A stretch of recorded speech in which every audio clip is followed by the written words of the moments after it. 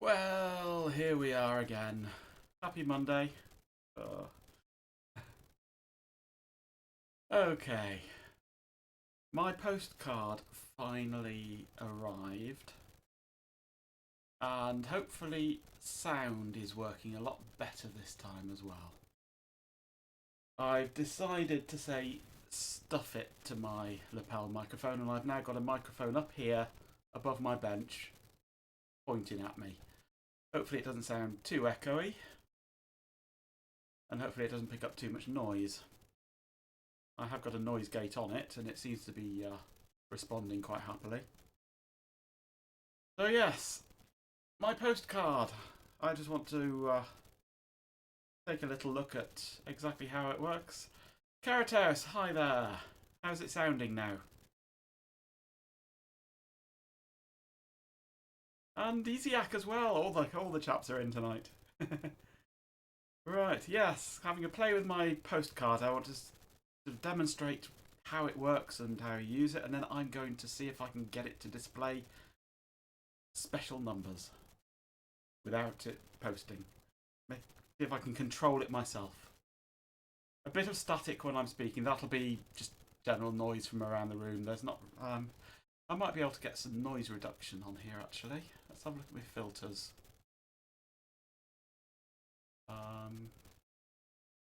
Let's see if I can add noise suppression. Okay, how does this sound now? Is this any better? I've just turned on the basic noise suppression.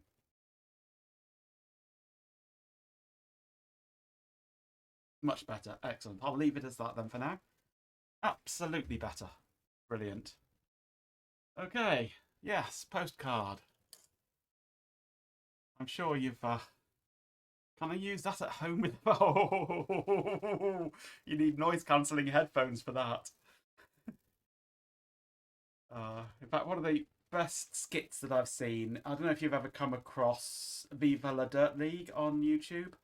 They're New Zealand, I think it is. Yes, New Zealand film crew that do some very silly tech-based skits, and one of them is they've got their own shop, some computer shop, and the boss is a complete and utter wazzock, and he's under the mistaken belief that if he puts on noise-cancelling headphones, nobody can hear what he's saying, and it is just brilliant.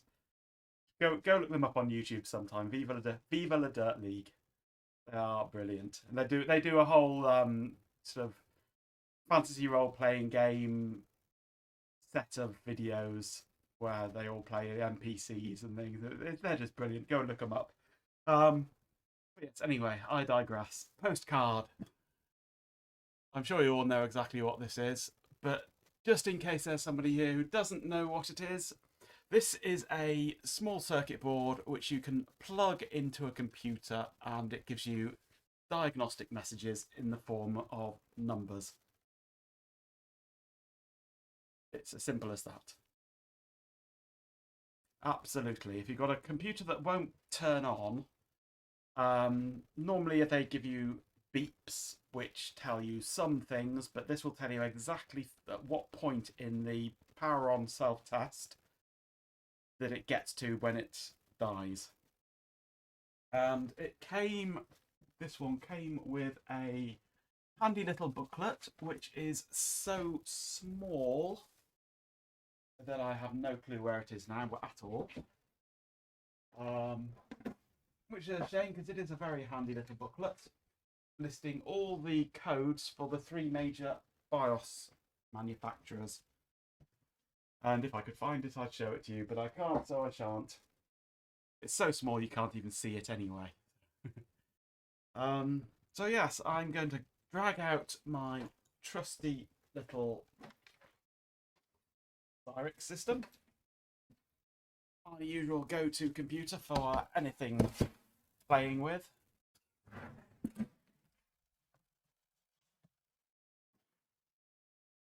Plug it in and show you it working. That'll be the quick, easy bit of this. And then comes the fun with programming. So I try and bend it to do my bidding.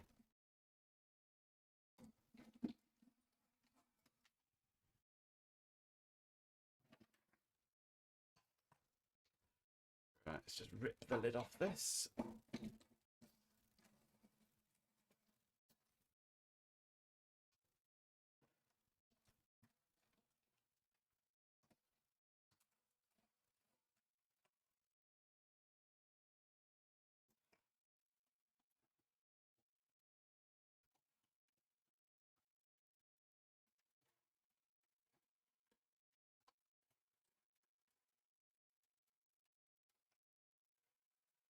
There we go. The noise cancellation on that was so good that it didn't even hear me take the lid off, I think.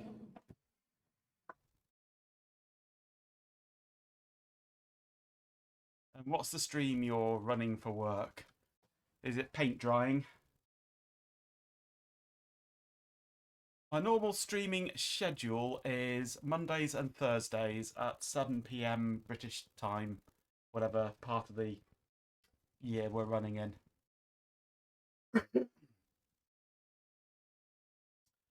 Right, bits and pieces for this. I'll want keyboard.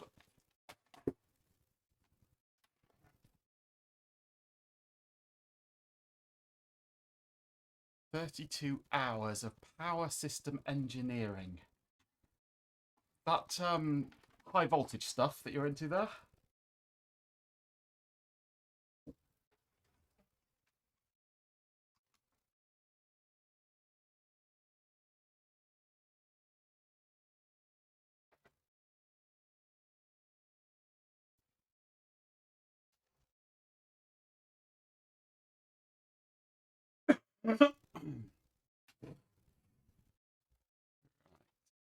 It's to reach.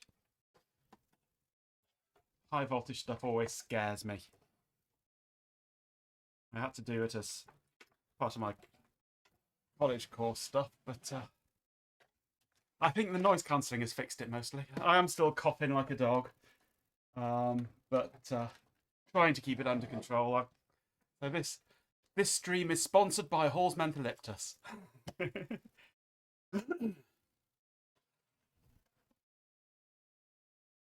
Right. Postcard. This one has both the PCI and ISA slots. So I'm going to use the ISA slots because I'm old school. I'm going to want some power.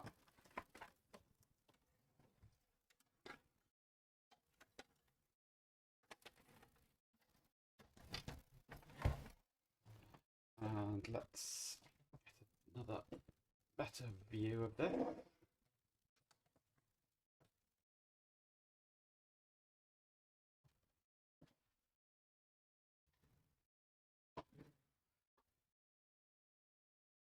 Absolutely, yes. There's a little arrow here. Let's zoom down on this and see if I can focus. Nope. Little arrow there pointing, saying that goes to the rear. It's a general rule of thumb on ISA. When you're using a tower, ISA, all the components go upwards. PCI, all the components go downwards. It's a general rule of thumb. Oops, pressed that too hard. So this one, with its arrow that side, goes towards the back there. The PCI one's got a notch, so it will only go in one way. Also, one thing to note with this is the PCI slot here is actually slightly short. I'm not sure if I can easily show this visually here.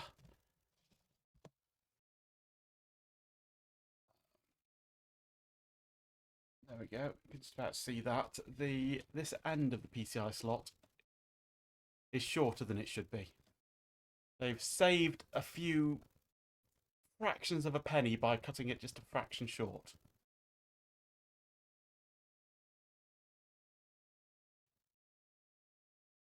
but I'm still using the ISA because I like ISA. So that goes that way around.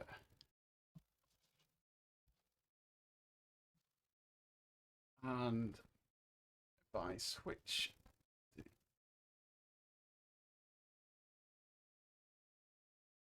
yes, not everybody has. Yes. Where are I want EGA and mobile. There we go. Okay, hopefully we should be able to zoom in just a fraction on that. See our numbers in the corner as I power up. There we go.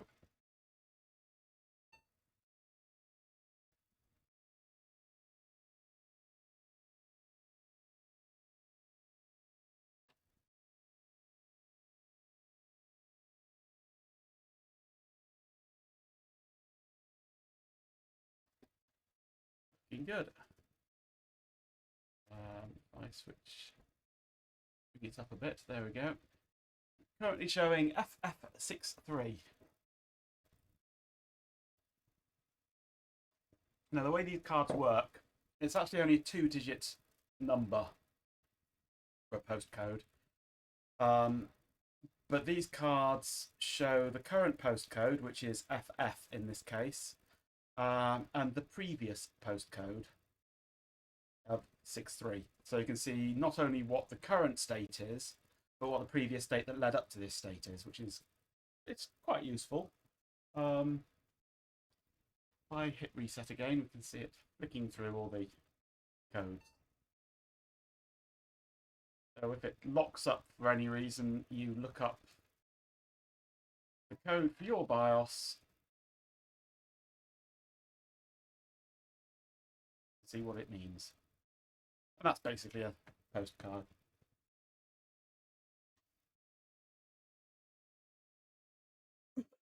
Right, I need an operating system on here.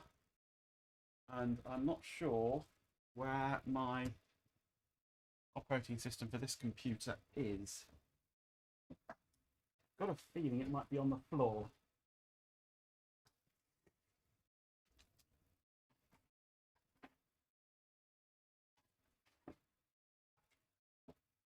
Found it. It's on the floor shelf.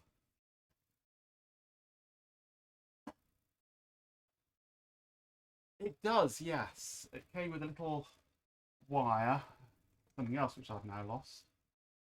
Basically just there it is. It came with this little jumper cable, which can connect onto a header down here. I can just about see it there.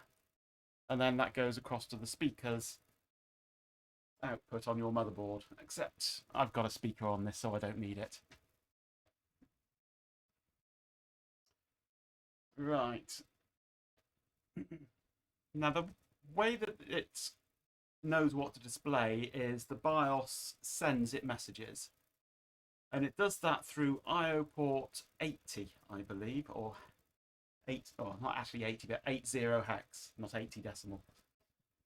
So what I would like to do is see if I can write a little bit of software to get it to display things that I want it to display instead of just postcodes. Just purely for fun and to test out the theory of how it operates.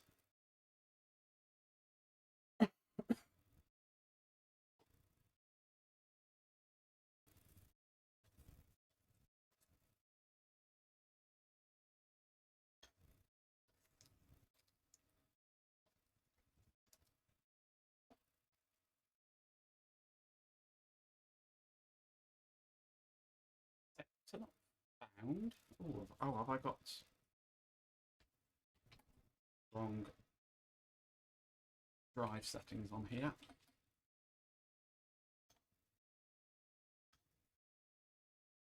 think it was still set up for Banyan Vines.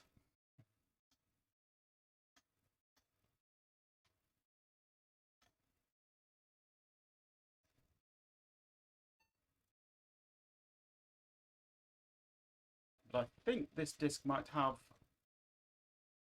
Ball and C++ on it.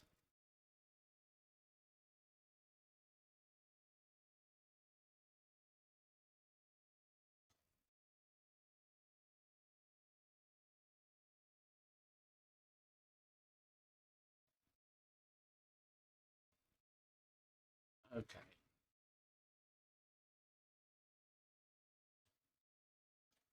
Yes, we've got Ball and C on here. Okay, so I'm going to start out just by running debug.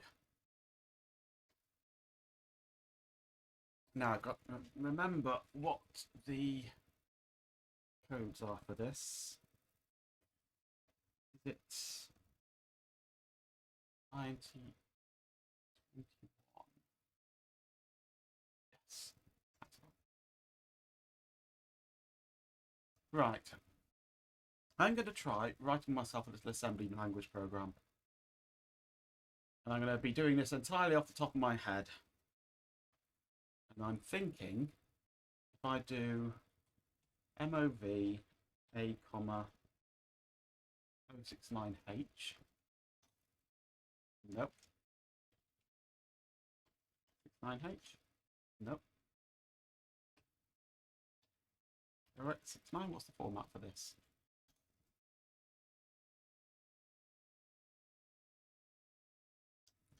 It's been a while since I've written assembly.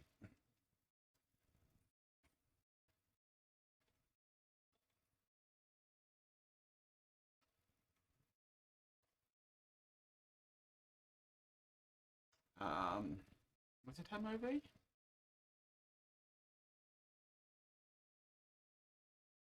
Is MOV?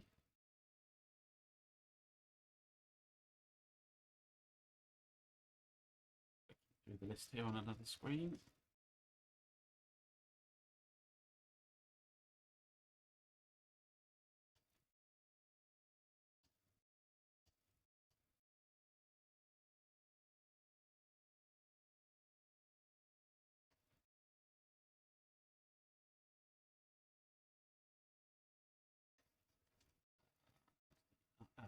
MOV. MOV. Oh, of course. 16-bit, isn't it? So MOV AX.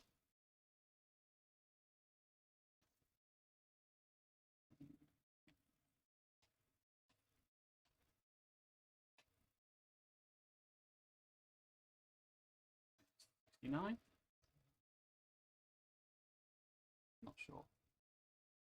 Okay, now I want out A, 80 or out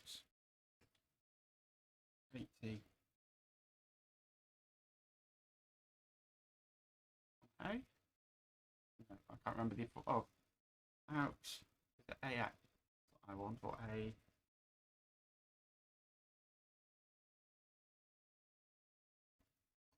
out 80 comma AX. Okay, there we go. Then INT 21.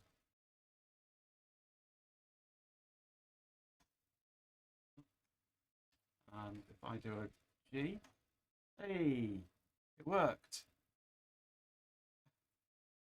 That worked. Where's one there? 69. Nice. So that's confirmed exactly that it does work as I thought.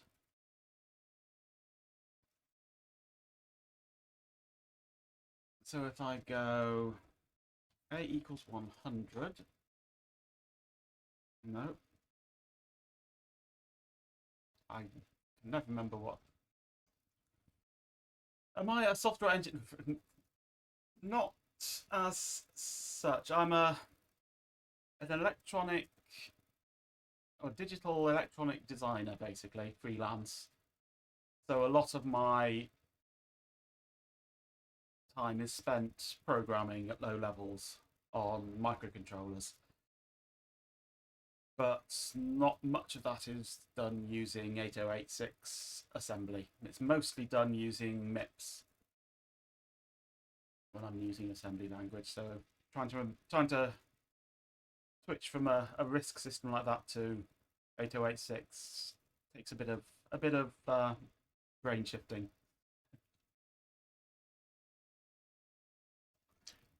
I can't remember what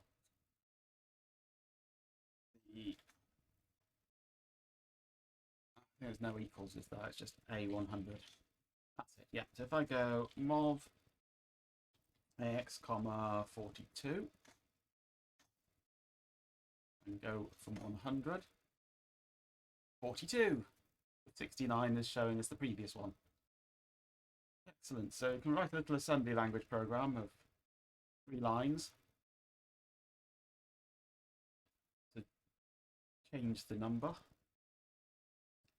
But I'd like to write a little DOS program to do it for me as a 4-digit number and output them the 2 halves sequentially. So I'm going to do that in Borland C++ because it's so much easier than assembly. But when it comes to dealing with the output port, I have no idea how you do that. Have I got my... Yeah, I have done some stuff before, but I've not got it on here, have I?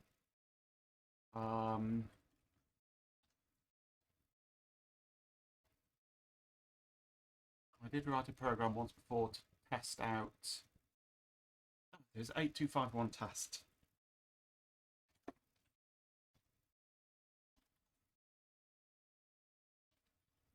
8251 test. The little program. Oops. My path's not set right, is it? Oh, wait, my path is everything except DOS in it. Path.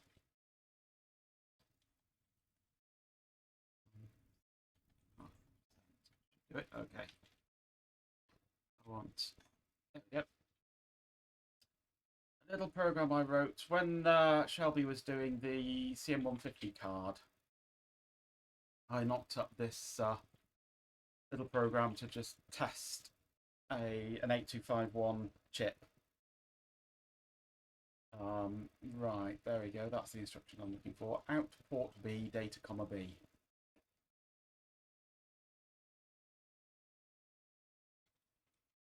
And that's under DOS.h, if I remember rightly.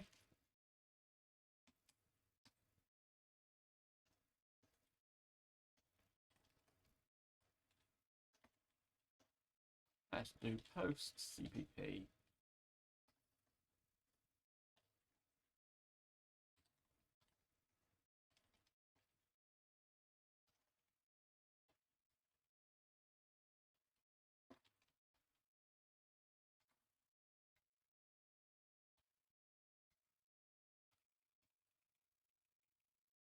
And a very quick and dirty test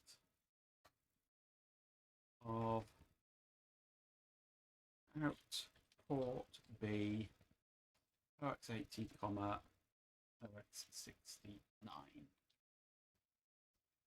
That might be basically exactly the same as we've just done in debug.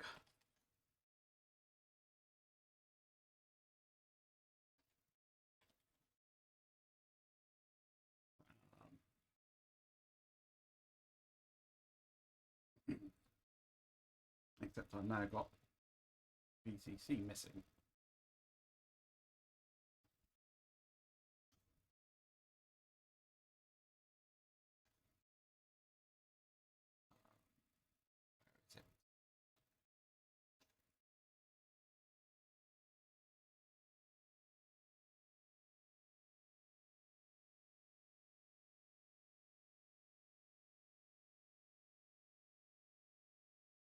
I'm sure I had BCC just now. Where's it gone?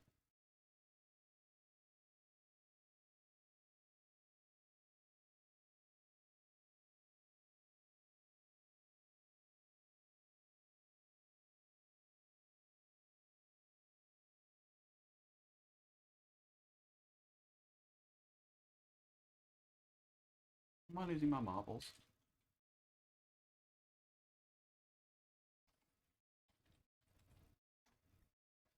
Ah, seed ball and bin. Oh, it didn't like my... Ah, did it? Now I'm going to fix this properly.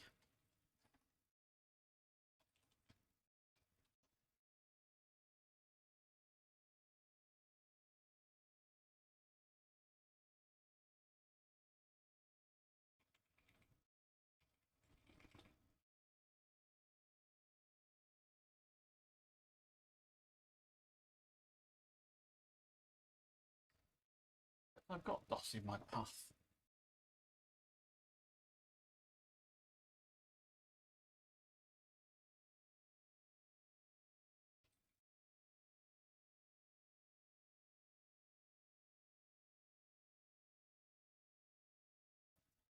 Okay, let's do this way instead.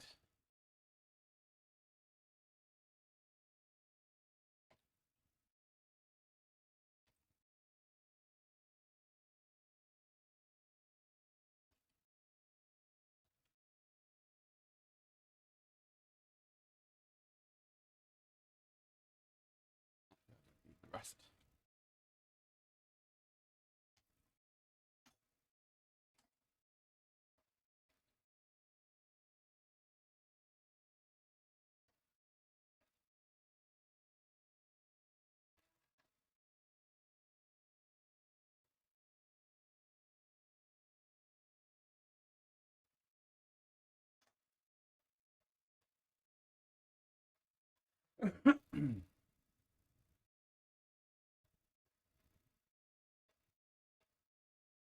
Right. BCC and I've got edit.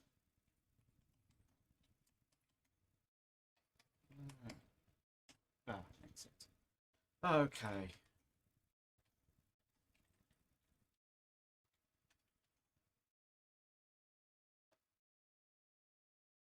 Yeah, no, I'm not using those. That's fair enough. So if I run post, I've now got 69.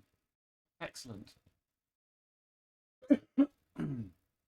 Right, so we've got the basic operation working. Fine. No, edit. Right.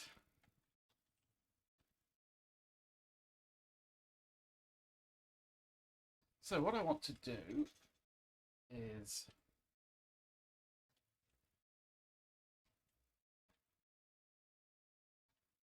check that we've got an argument.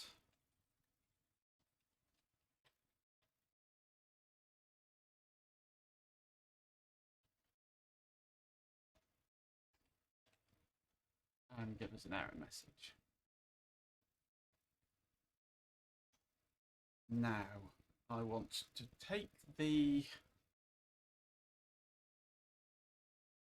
give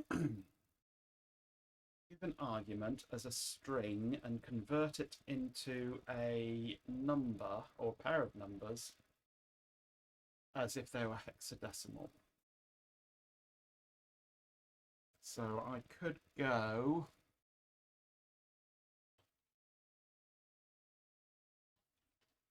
str to ul, if she's unsigned, string to unsigned long, argv1, no second argument, and 16, the base 16.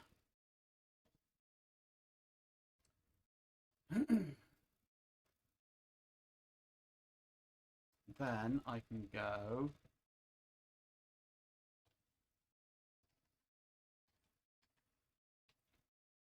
low equals num ampersand ff to get the low byte out of that converted number, and unsigned char high is num and num shifted left 8 bits, shifted right 8 bits, and that stuff. Okay, that might give me the 2 bytes that I'm interested in. Now, if I just output low followed by high,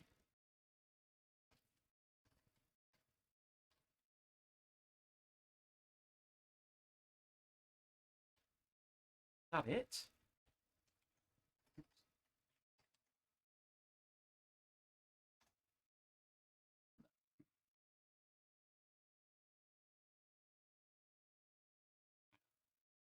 I'm doing this completely wrong. I'm losing in marbles, yes.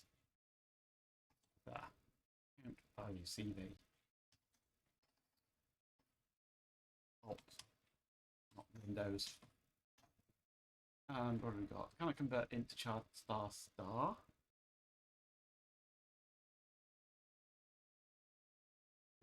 Main function, post type.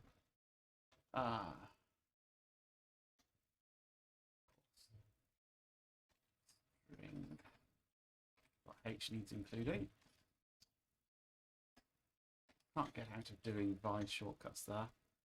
And line 7. Really trying to pay attention. My pup has a different. Oh, don't they always? Oh, C. There.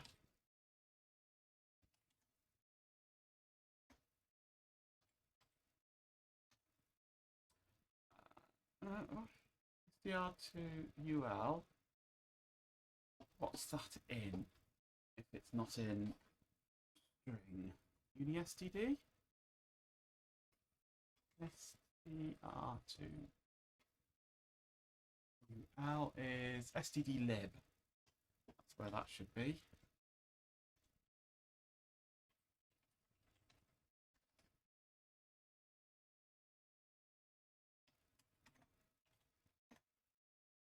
Okay, that compiles cleanly. So I run post, it tells me to use post and number. Post 1234. Oh, almost. 1269. Post 1234. 2345. Right.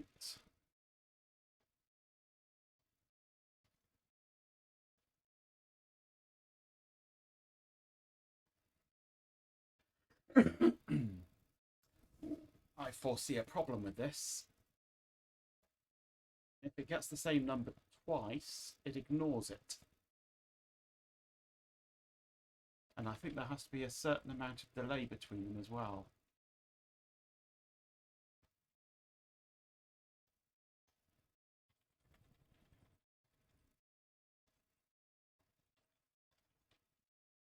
About a 1 second sleep.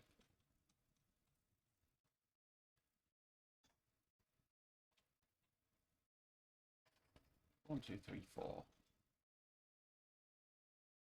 Okay, 1234 is showing, but I won't be able to show 1111 because it remembers what the last number was, and if it sees it again, it's going to. You're trying to send me a whisper, but apparently you're stranger danger. Well, you are a stranger, yes.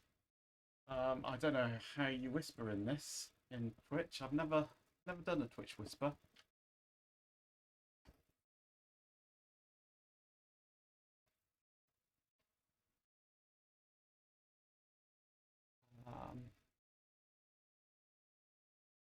The whole panel for whispers, but I have no idea. You can always send me a DM through Discord.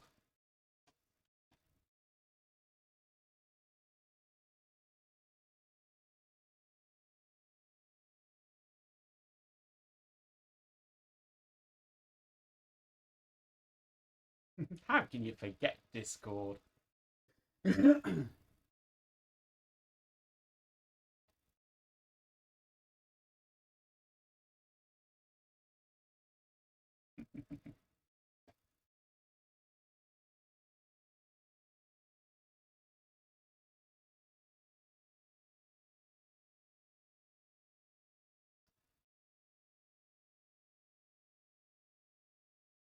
Right, so how could I get it to display 1111?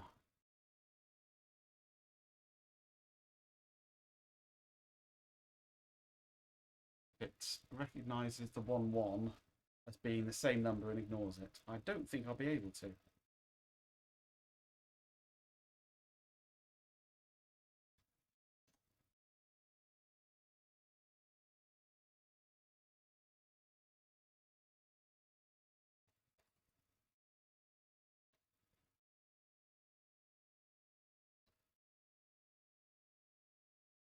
How slow do I have to go for it to register a new number?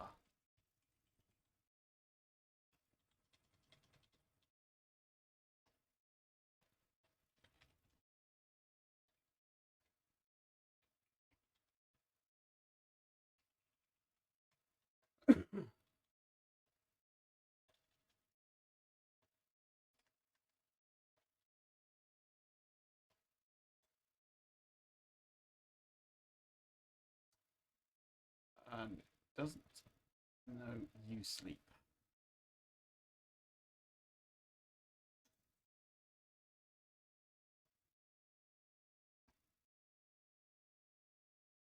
Okay. Or in C++ you sleep.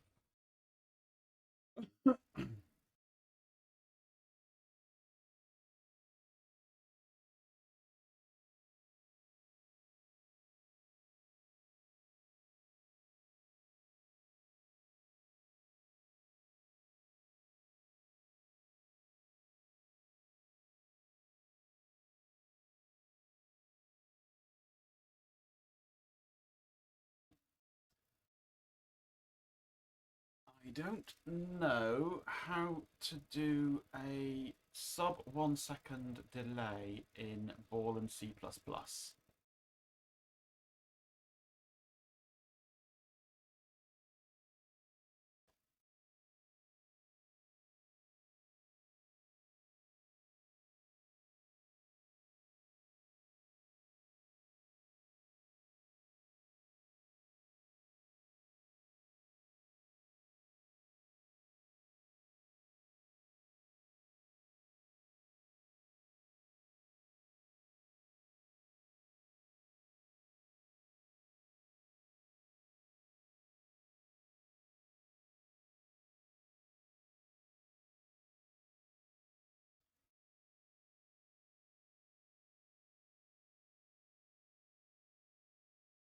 And it seems to be a common query. I'm reading a thread on a forum here. Usleep is Linux only or Unix only. But it doesn't actually tell me what to use instead.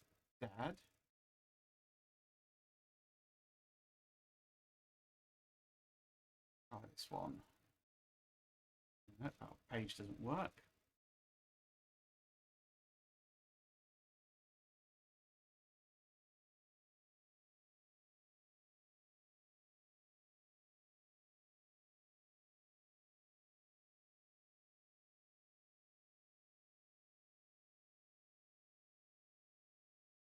It looks like there's a delay function. All in C++ delay.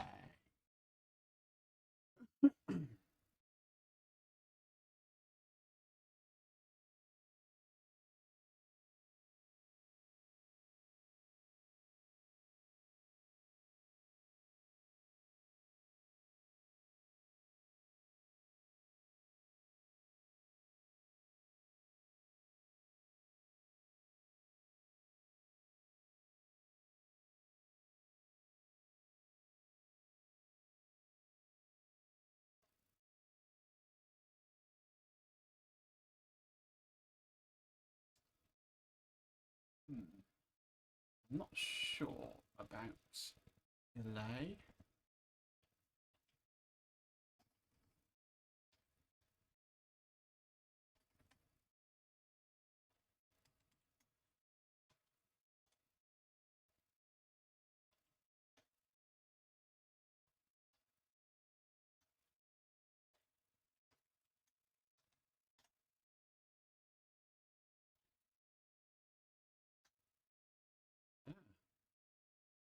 think that worked. 1, 2, 3, 4. 1, 2, 3, 4. 5, 6, 7, 8. 5, 6, 7, 8. But I can't do 69, 69. I can do 69, 68. Not 69, 69.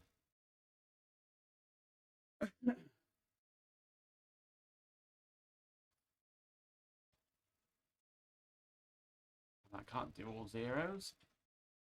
It'll never progress the number onto the second half of this display if you have the same number twice. It's not a problem that, it's how it's designed to work, but it's a shame. It would have been nice if I could have any number shown up there, but alas not. So I'll just show boob instead.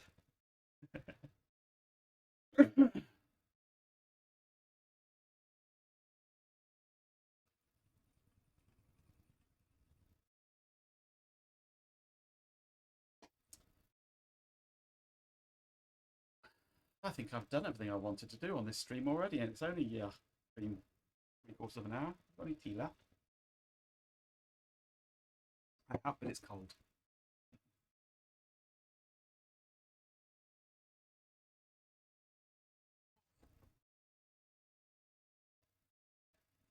Oh, one thing I didn't talk about on this card is all the LEDs on it. Maybe I should do that. Let's pull this out, switch back to my camera, and zoom in and take another closer look at it.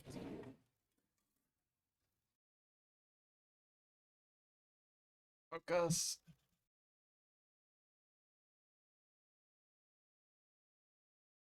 Take a proper look, see exactly what's on here. In fact, where's my microscope gone? It should be over the back here. There it is.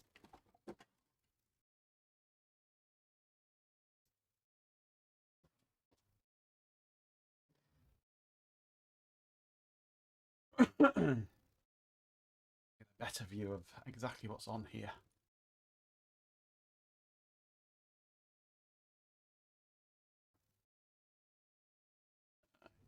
Ooh, gnarly video signal. Oh, it doesn't like that. Oh, there we go. It's calmed down. Okay. Whoa. Yes, I've got OBS. I'm using my Canon 1300 for my top-down view. I've got mobile phone for my sort of angled view, and I've got a cheap webcam sort of microscope thing for this horrible mess you're looking at the moment. It loses sync so easily, this thing. No, it's not having it today.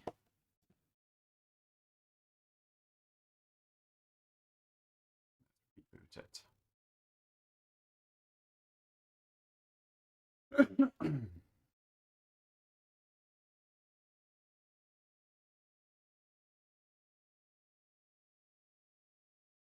I do also have a Brio, which is in my laptop bag. And my one up here is just a little Logitech C920. So it's mostly webcams, basically. Oh, no, it does not want to communicate today. I don't know why.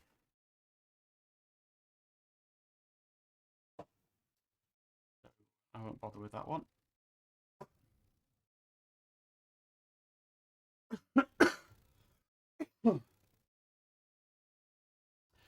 Well, OBS is tricky when it comes to recording, because you can. I mean, I record all my streams as I'm streaming, but I never actually use those. But that just records exactly what goes out to you.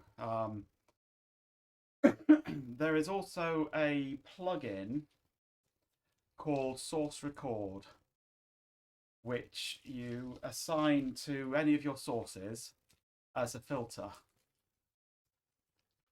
And that will directly record that raw incoming video to your hard drive as an MPEG-4 or whatever format you want to use. You can then take that and use that for editing. If you're doing that, you've got a lot of sources, then you've got a lot of encoding going on, and it can very quickly saturate your video card's encoding capabilities. If you've only got sort of 2 or 3, then you may get away with it. But I'm pondering the idea now that I've got this P620 from David in my NAS.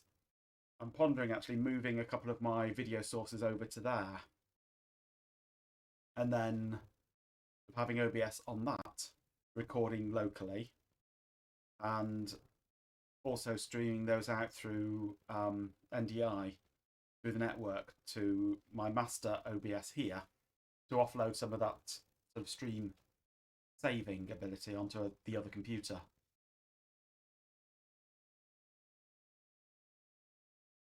Three cameras with plug-in recording. It would be outputs. No, it would be separate MPEG-4 files. Each source is a completely separate file. So then you just load them in as if they've just been recording directly on separate cameras. What I tend to do more is record direct on my Canon top down, and if I know that I'm going to want the footage from my mobile, I'll use source record on that and source record on the video capture for VGA, and not a lot else. But one other trick is there is a patch for the NVIDIA encoding libraries, because they're limited to, or until recently anyway, they've been limited to no more than 3 encoding streams at once. Even though they're capable of considerably more, 3 has been the limit. No, audio, that's a slightly different thing. My audio, I'm recording just into my main output file for the entire stream. But in OBS, there's an option to turn on up to 6 audio tracks within the output video. And you can assign different audio inputs to be output to different audio tracks. So if I've got my audio from my video capture, from my VGA capture input, which I use if I'm capturing a game and I want the audio from it, that sort of thing, my microphone, etc., it's all in one file, but as separate audio tracks. So when you load it into Resolve or wherever, you get just one video stream and then 6 audio streams all together, and they're all, I won't say they're all synchronized, because they don't always all quite synchronize up properly, but they're all within a few microseconds of each other. So synchronizing them up is usually pretty simple and straightforward. So yeah, the patch unlocks the video encoding capabilities of the driver to allow you to encode more than 3 streams at once on your video card. Plus, if you've got multiple video cards, you can then have multiple sources for encoding across different cards to spread the load.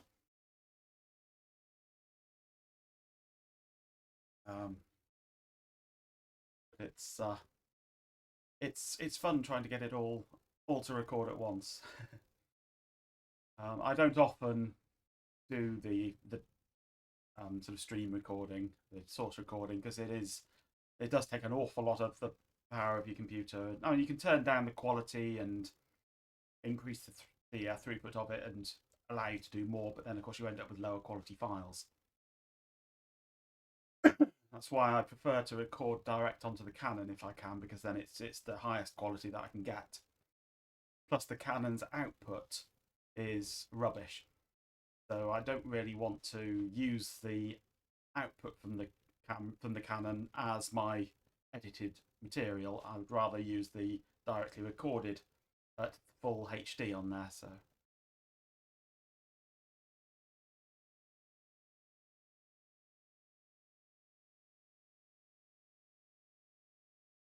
yeah, I've never really had any cause for more than two audio streams, just the microphone and sometimes direct audio output from a computer. Other than that, I've never really had much cause for any more than that. I mean, I have got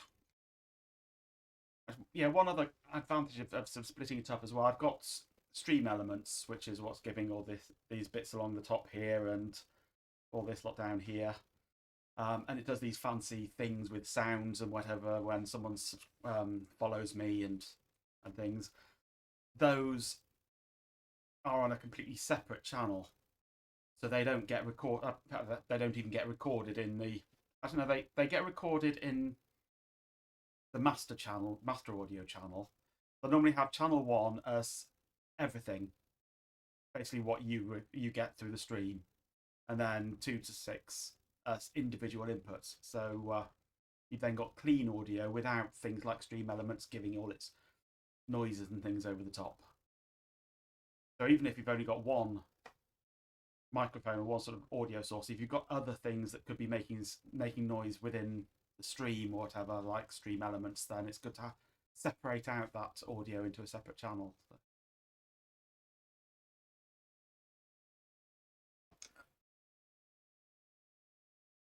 Yeah, I only figured out this audio thing about 2 weeks ago, actually.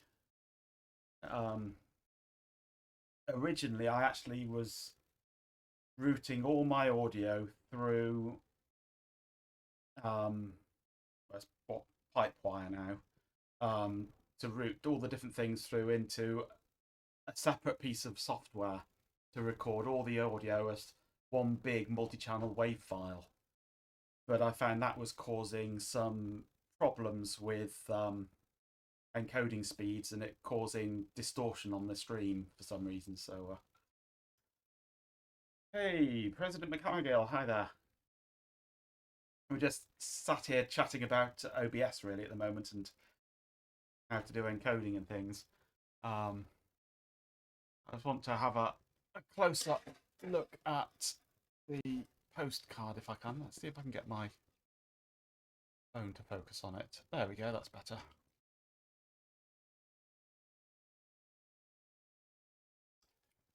See what chips are on it. I've never looked to see what the chips are that we've got on it. I suspect they're. It looks like an EEPROM, this one, actually. This GAL. Oh, it's be a GAL. It's GAL, it's obviously a GAL. So yeah, these will be programmable logic chips to give all the address decoding. And then a little microcontroller. What I actually want to look at the moment is what the LEDs are that are on it. You've got 4 voltages. I'm not actually been troubleshooting anything. I can quickly demonstrate in a moment what I've been doing with it. But I've just written a little program to allow me to put my own numbers on the display at will. We've got clock, we've got IRDY, we've got frame, and we've got reset. They're available as LEDs, just so you can get a status on there. So yes, if I pop this back into the computer, this is my old Cyrix system. Focus.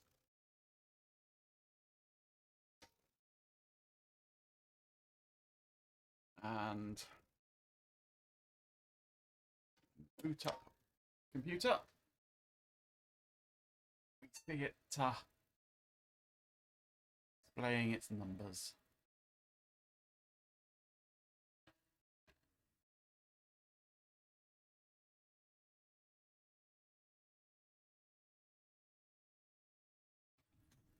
Oh, yeah. Come into DOS.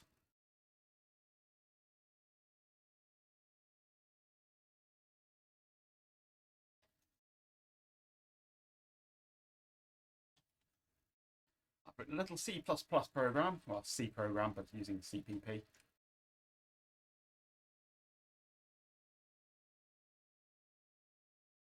HP 200LX palm top. Nice.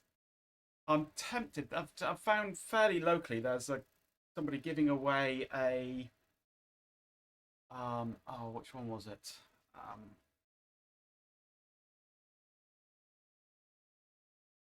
Tempted to go and to say I'll go and collect it if it's still available.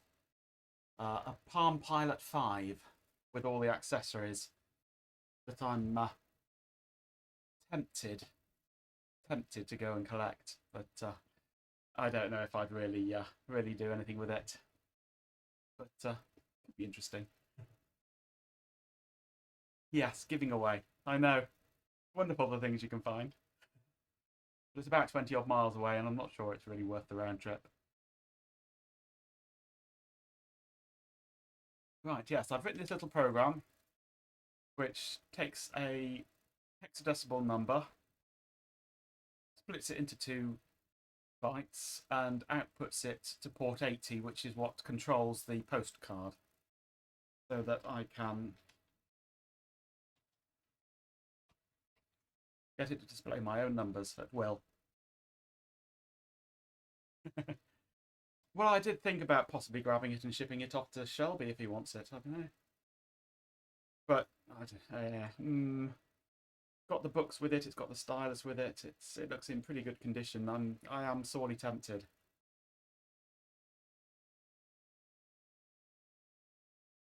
You can never have too many computers.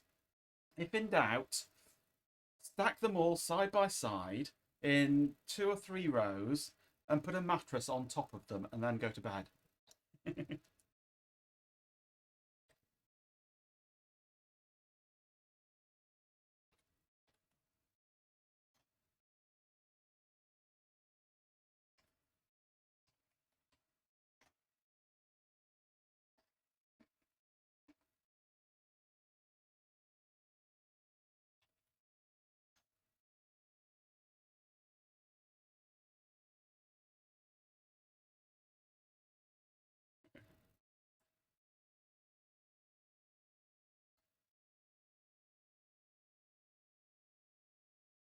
This old stereotype of Canadians, isn't there, that they say a boot, but you don't. But I have heard a slight inflection there that must be the part of Canada that you're from. I have heard a boat instead of about a boat. So there is a hint of Canadian there, definitely.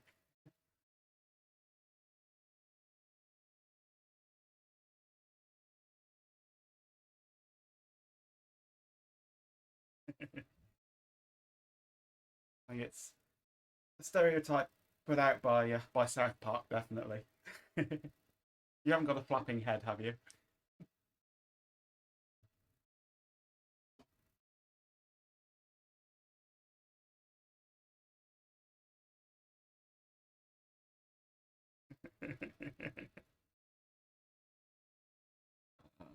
Let's just if I can get this, save that image to one keyboard.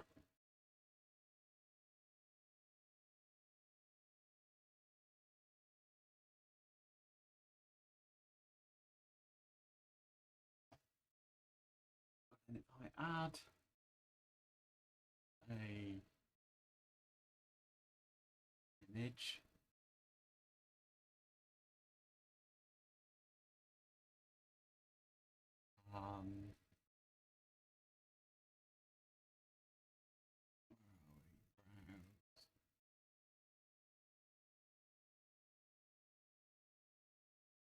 Yeah.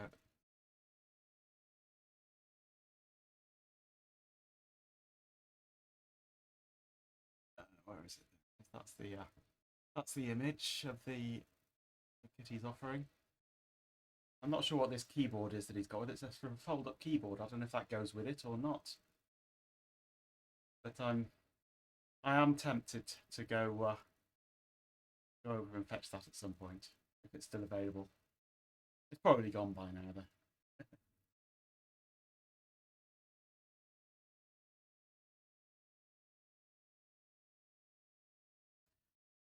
Well, if you think I should,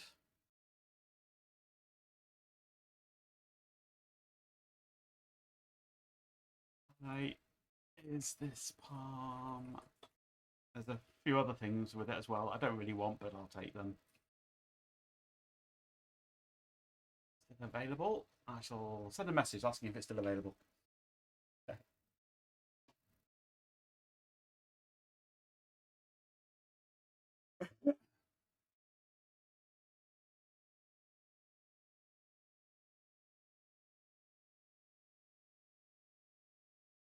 Come back and say, no, it's gone, sorry. Or just not get back to me.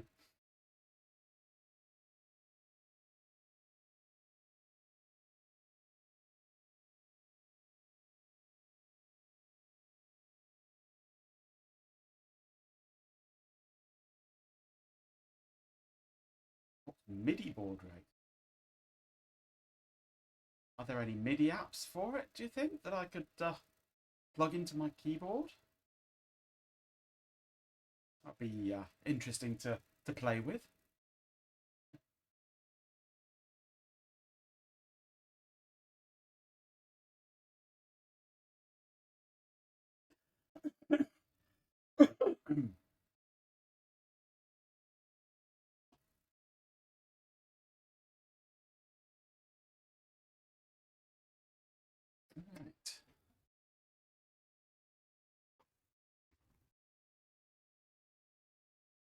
Right. There is MIDI sequences. I mean, I do have a game port to MIDI adapter, which is basically the passives. I mean, it's um, on transmitting, it's usually just a logic chip to act as a driver. On receiving, there's an optocoupler to isolate it.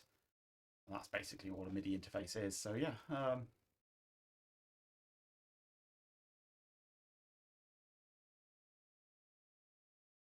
I think in one of my many boxes here, I've got an Arduino shield that I knocked up with a little MIDI interface on it at one point.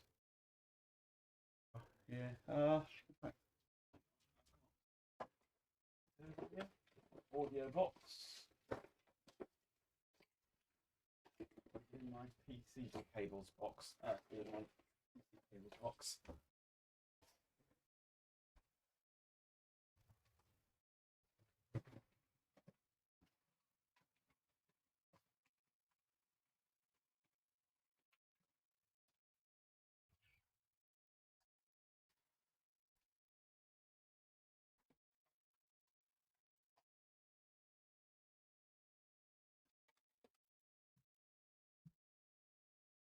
There we go.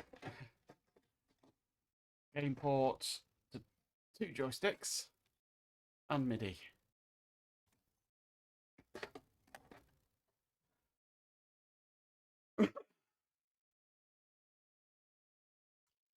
Mini Music Beat Pad. Runs on the old ones too. I use it on the original Palm 5000. Ah. If I do get this, I shall have to investigate that. Mini Music Beat Pad.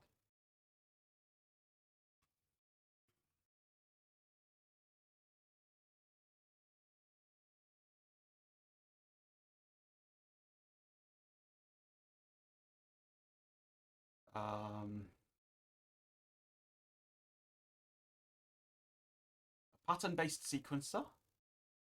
Simple yet powerful interface for creating music patterns. Cool. $30. Download a demo. Excellent. Might have to give that a play if I were to get it.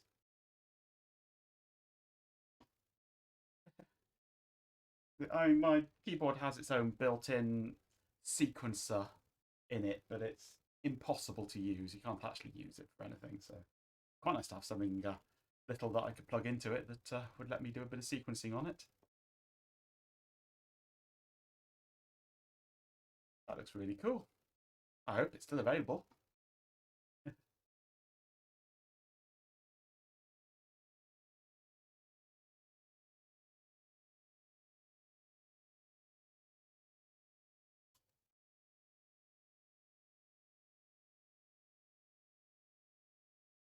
Oh, excellent. Even better. Won't even need the demo. I don't remember if I actually did. I think I owned a Palm back in the day. Such a blur from back then. I know I used to have the Scion 3C was my main Palm top for a while, but did I actually own a? Yes, I must have done because I remember using the strange handwriting thing. So yeah, I must have owned one at one point. I'll have to see if I can relearn that handwriting.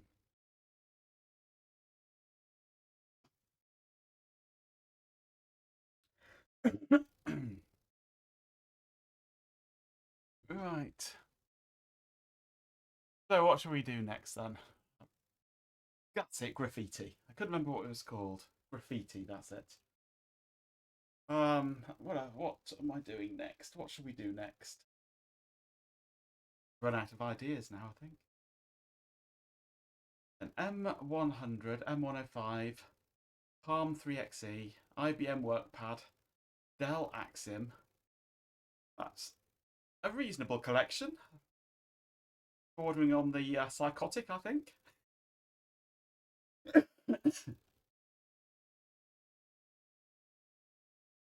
Absolutely. I think we should go back to these. It's no good having all this internet rubbish on your phone. Go back to having a decent Palm. Oh, you so are. There's no way you can deny it. Not with that collection. If it was just three of them, then I'd let you off. But no, definitely not. You are a PDA collector. But you need to get an iPack, I think, don't you? Compact. Oh, I don't know if I'll allow it out of my possession if I do get it. It might stay as mine. You might be having it third hand. I might have to do a few videos on it first.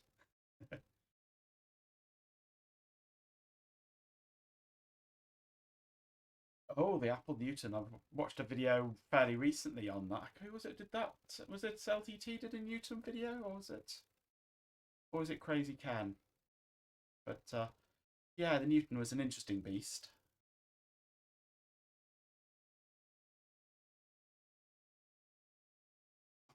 I don't remember who did the Newton video.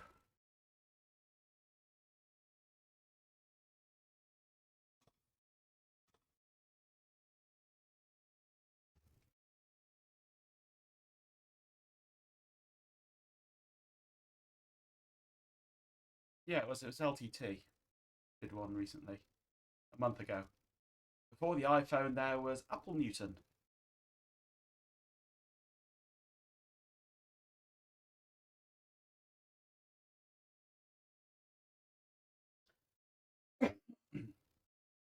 Yeah, I've come across Does Not Compute, but I've never really stopped by and binged on their videos yet. So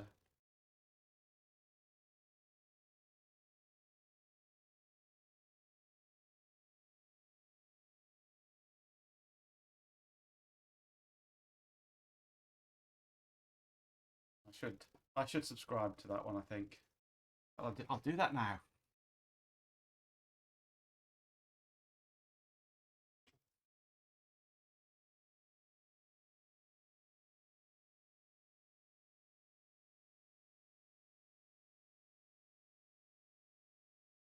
There we go, subscribed. Oh, there's only one channel better than the Retro Recall.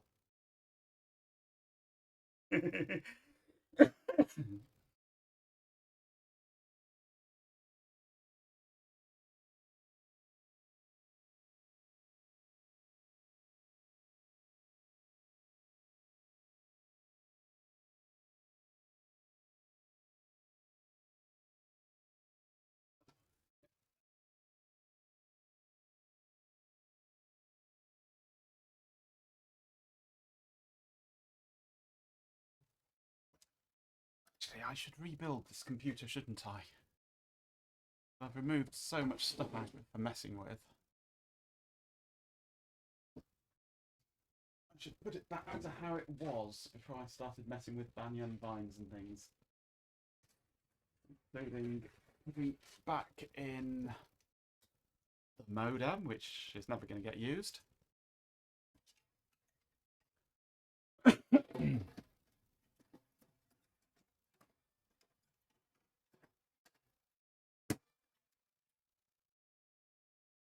And the sound card. Where's my sound card gone?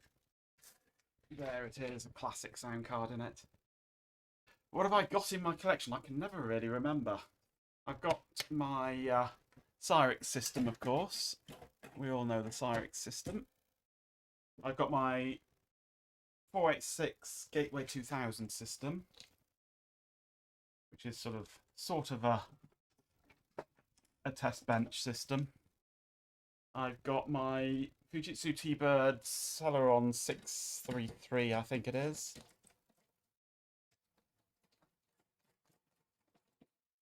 I've got a Mesh AMD Athlon.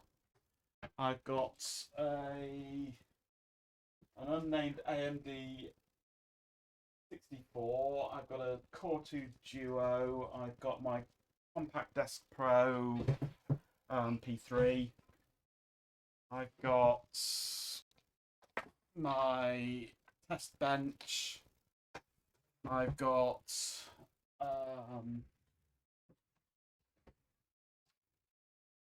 MacBook Pro 2005, I think it was 2008. Still Core 2 Duo. I've got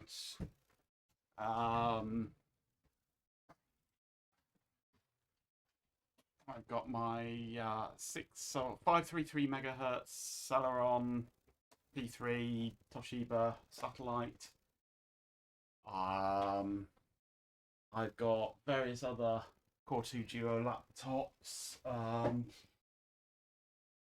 Yeah, there's bits as well around the place. So it's ASMR, yes. And I've got my Amiga motherboard as well.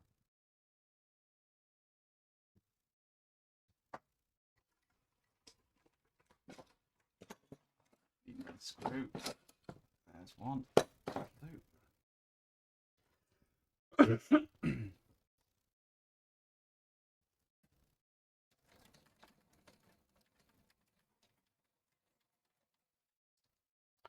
Right, let's see if these all work again.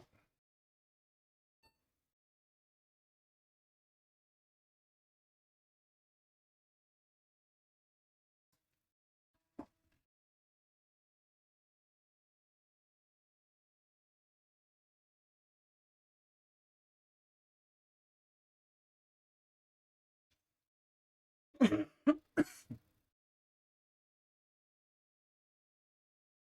we go, found the sound card. I am jealous of your Sun Ultra 5. Is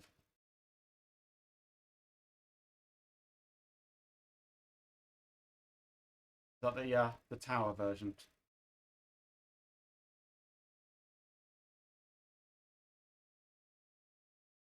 Oh, pizza box one. Oh, nice. I used to really like Solaris or Sun OS until they went. It was around version 8 or 9 or something when it switched to the Java desktop, which was basically GNOME. They went from the proper Sun operating system to Solaris and GNOME. And it was like, meh, oh, great, wonderful. It's Linux by a different name now.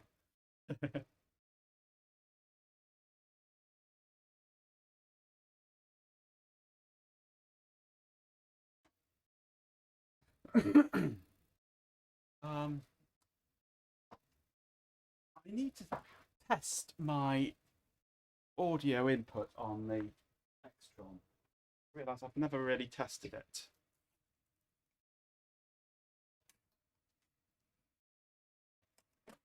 So I'm just going to try connecting the sound card on this up to it.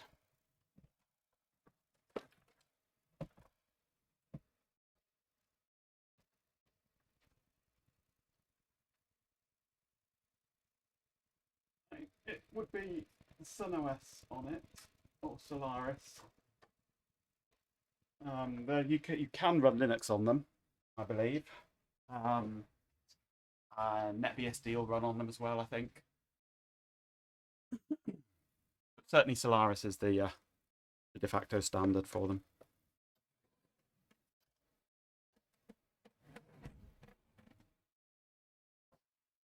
Okay, I'm going to turn this down just in case it blows your ears out.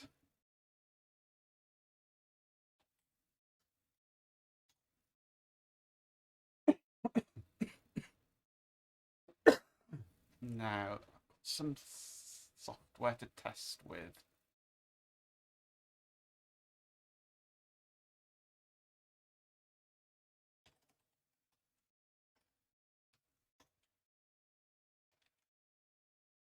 And diagnose, isn't it?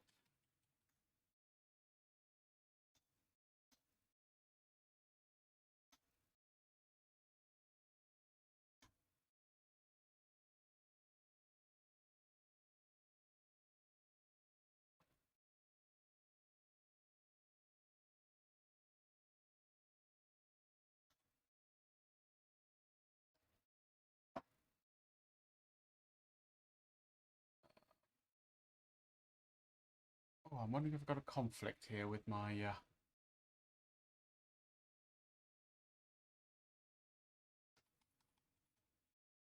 network.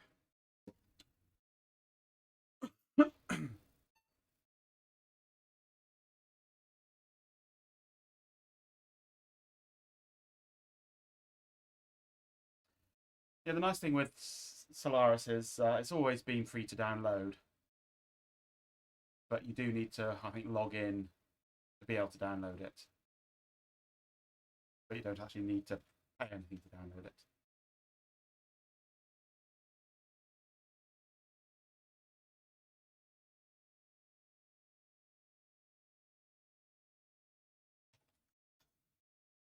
Where are we? Yeah, we're on 300, not 330. That's why that wasn't working. We're on 225, 7, 300.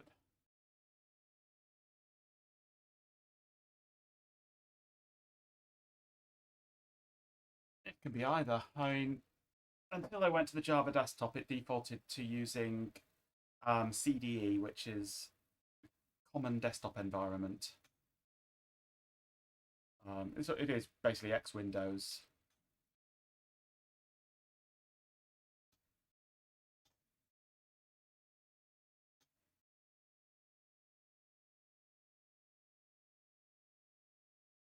You don't have to run X Windows. You can just use it headless with just a CLI. It's PSD Unix.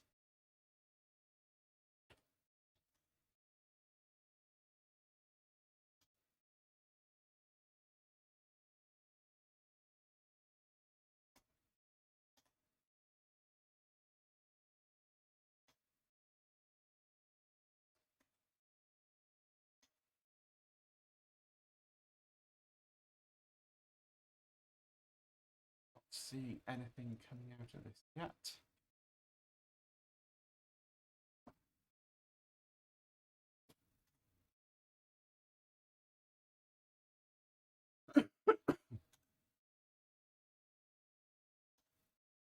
Not sure if this is even going to want to work. Let's try instead plugging this in to external speakers.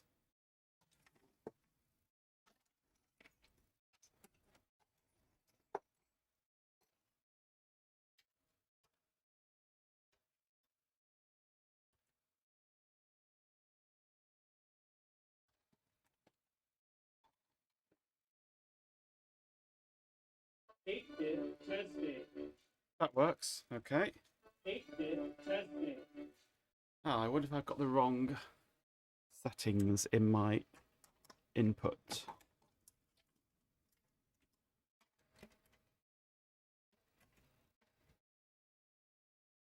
That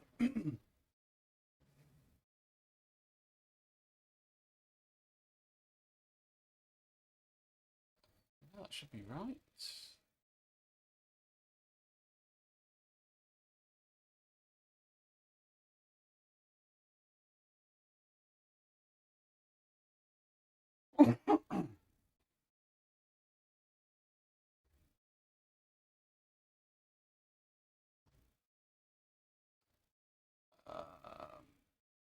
Why am I not getting any audio from this?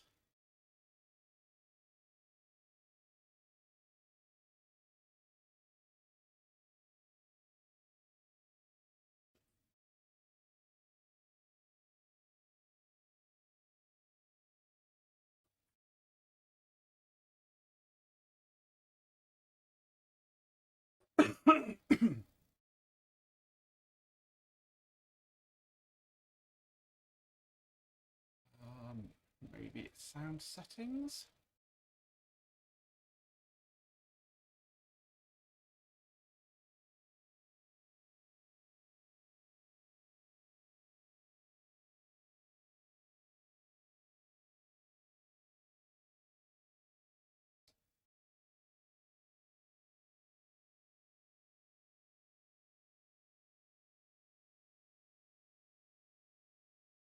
Audio.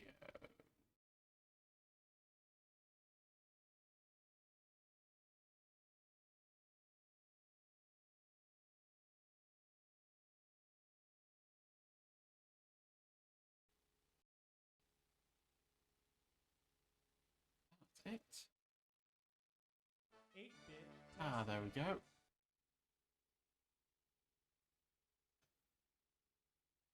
16-bit testing.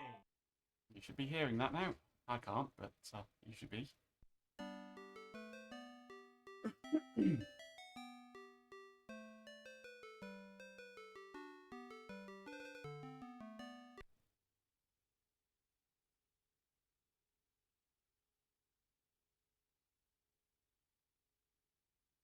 8080 assembly. It's similar to 8086, but lacking a few instructions. And CPM is a strange beast. From what I've seen, there's very, very little in the BIOS to help you do things. There's basically disk I/O, there's console I/O, and that's about it, really.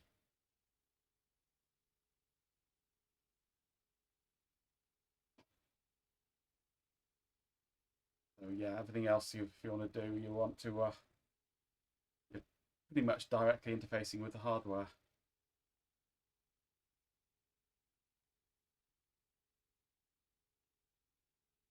I was thinking the other night I might see if I can knock up a Z80 program for CPM for Shelby's Jonas system to interface with the real-time clock on there, so that then I can redeem set clock. So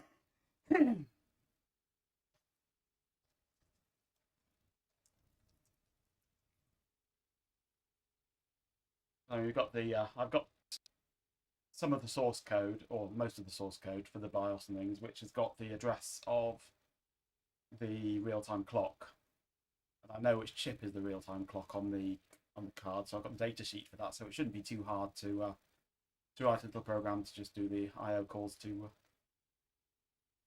set the clock and then display the time.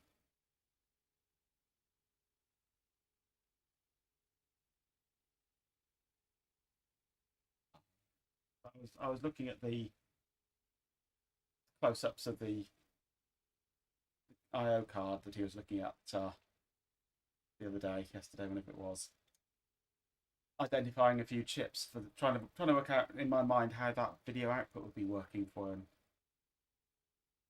And it looks to be quite a complicated system on there, involving single shot multi vibrators to generate the right sync pulses and all sorts of things. It's weird.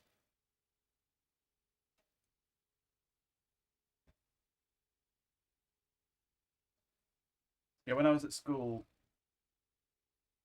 we had the school lab was basically full of BBC micros, but it had one single Amstrad PCW8256, which was the class word processor.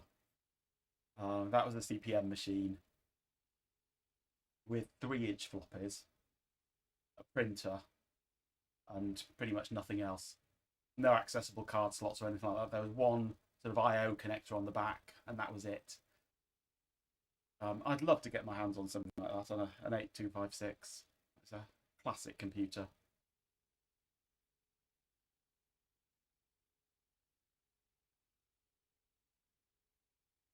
Shifted clocks.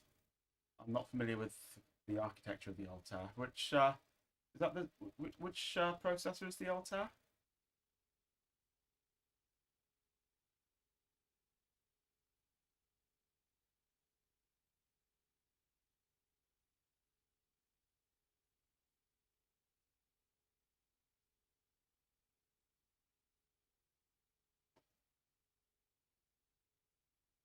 That is the 8080. Does that need multi-phase clocks going into it? The 8080? I'm not sure. I'm not that familiar with the 8080. I know the early 6502s needed, or 68 or 6800s or 6502s needed multi-phase clocks being fed into it to be able to clock it properly. Oh yeah, I see. It's got. Has it got? No, it's got. Yeah, Phi 1, Phi 2. Yes, multi-phase clocks are needed on that. It also needs plus 12 volts and minus 5 volts. Nasty chips.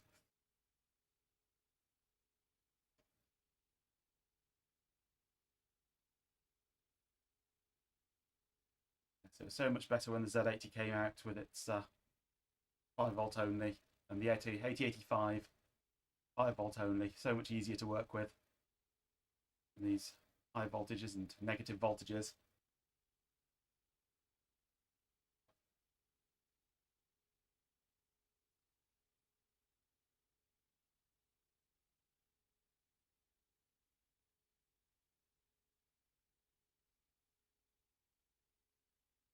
Glancing through the pinout of it at the moment, it looks very similar to the Z80. Well, you'd expect to do since the Z80 is based on it.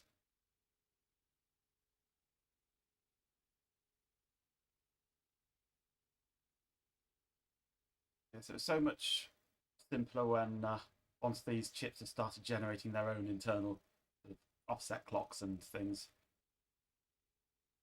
instead of having to get all these different phases right and things. So a pain to try and develop for.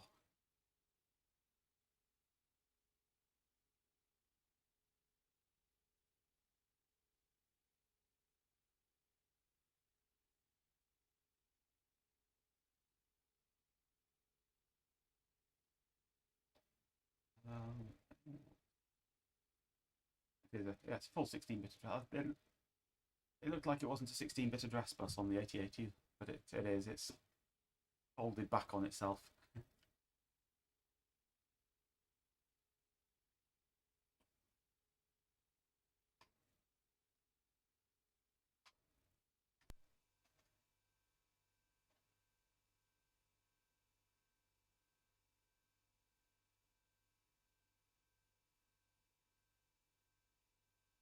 So do you actually have an Altair, do you?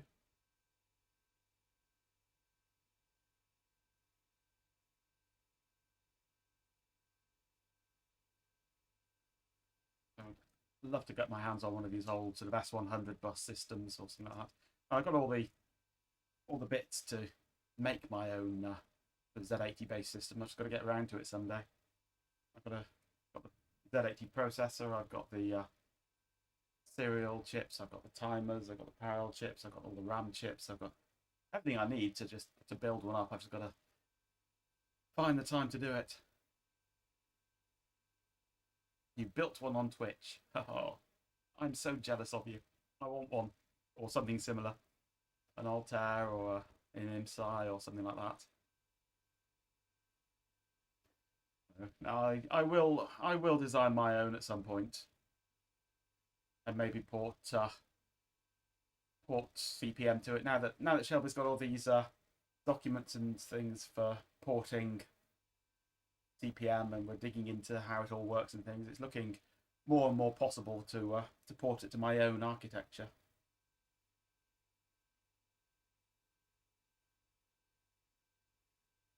Still a few of them around, yes. Few of the old engineers still kicking around. In the 70s, I was on the Spectrum then. 70s, early 80s. What I started with was the Z80 on the Spectrum. I've got a soft spot for the Z80 chip because of that, because it's the one I started on.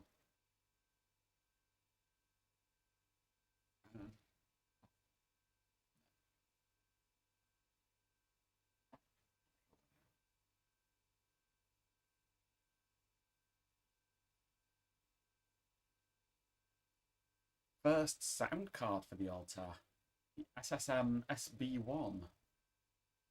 What's involved in that? Is it just a simple square wave generator with a timer, or is it sort of a full sort of analog synth sort of arrangement?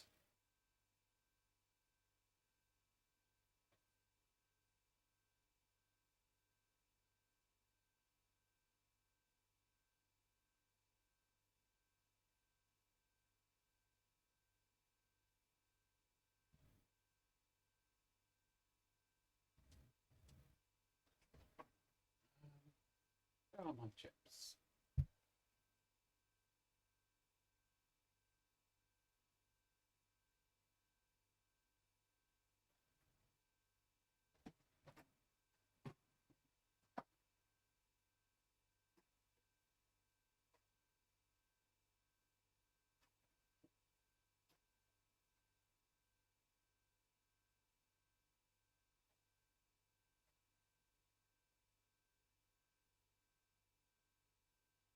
Box somewhere with all my Z80 chips in them, but where I put it now? Thought it was up on the shelf above my desk, but I don't see it.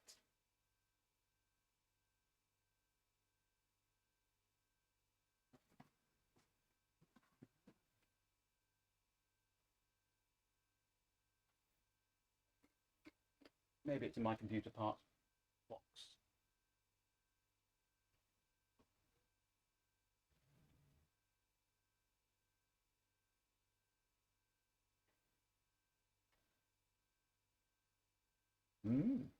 Sounds good. Have to keep us posted on the progress of that one. Look forward to seeing it.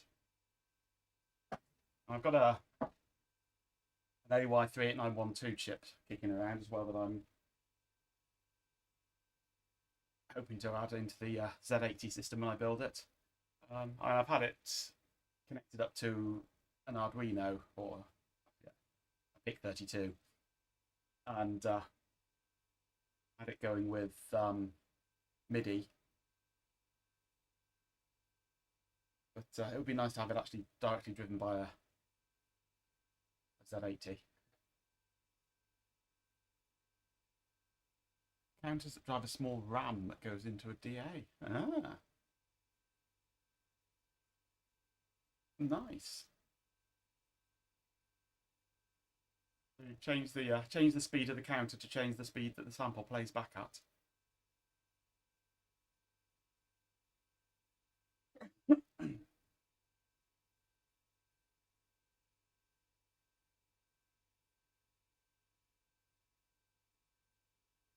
Yeah, I just kind of think when did the AY chips first appear?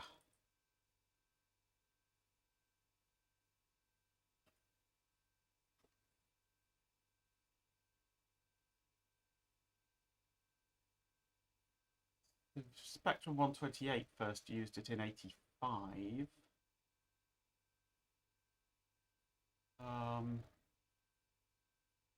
The AY38910 3-voice programmable sound generator designed in 78.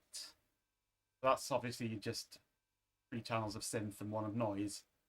They're not wavetable or samples or anything like that. So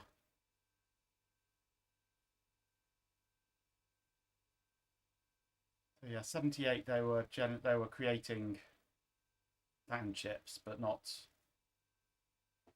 samples really. Or DAC stuff, yeah, I guess they did it discreetly mostly. Oh yes, the Naboo. Yes, less said about that the better.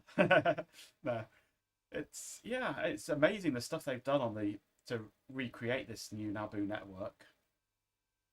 I'd love to have got one of those computers, but importing to the UK was just not going to happen.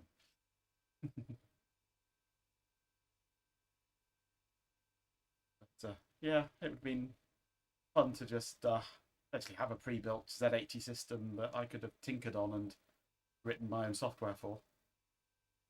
That's one of the reasons why I want to build my own Z80 computer, is just so I can write software for it and just play on it. I mean, it's very easy to build a Z80 system. They're such fairly well integrated chips. It's yes, I know. It's a Canadian PC for a Canadian network. They had this massive stockpile in America of all places. I mean, how did that happen?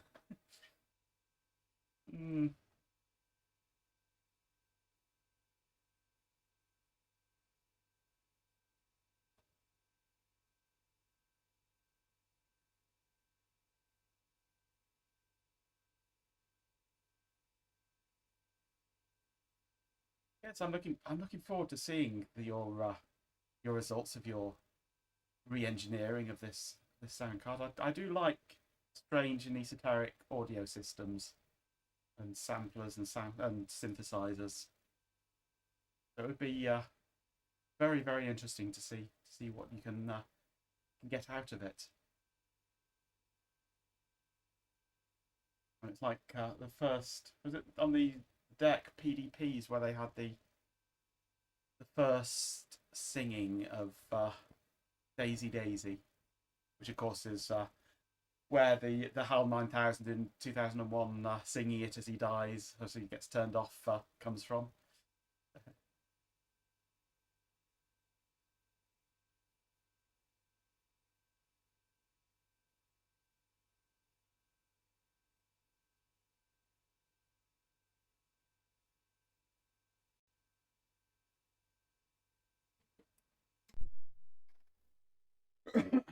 Right, I'm going to put this computer back together now.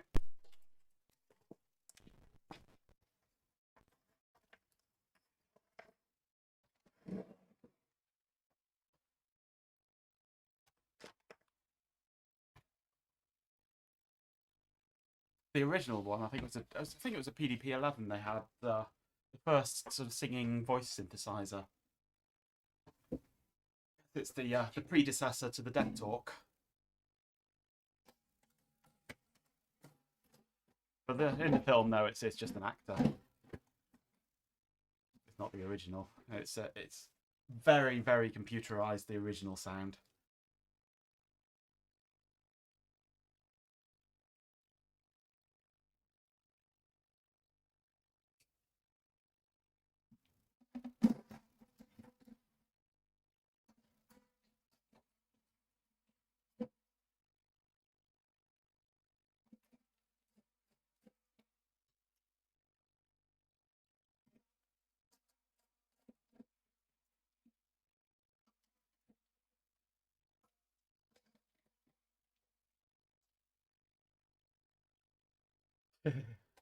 I need more followers.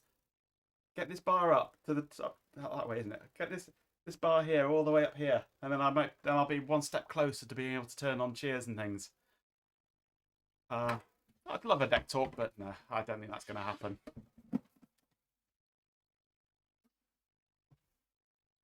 Oh yeah, one other thing in my collection that I didn't mention is, of course, the IBM 5150.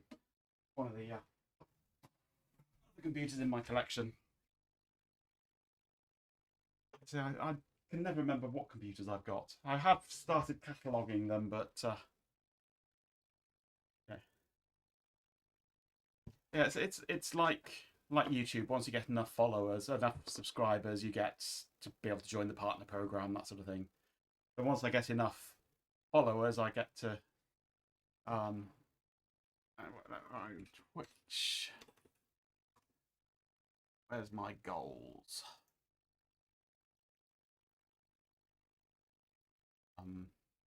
Hit a dashboard. I need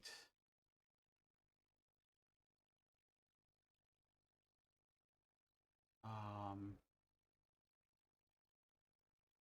can never remember. I can never find my way around Twitch. It's far too complicated.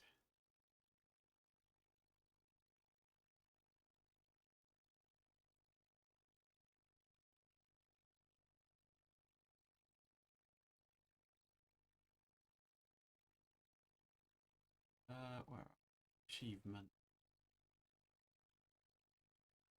I need to reach 50 followers, and I need to stream for 8 hours within a 30-day window, and I need to stream on 7 different days, and I need to have an average of 3 viewers.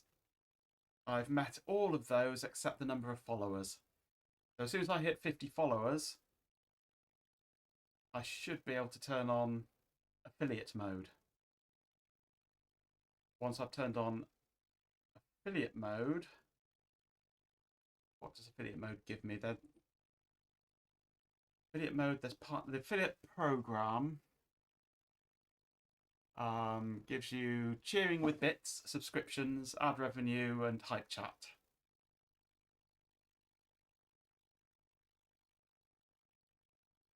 Software automatic mouth. That sounds dodgy. I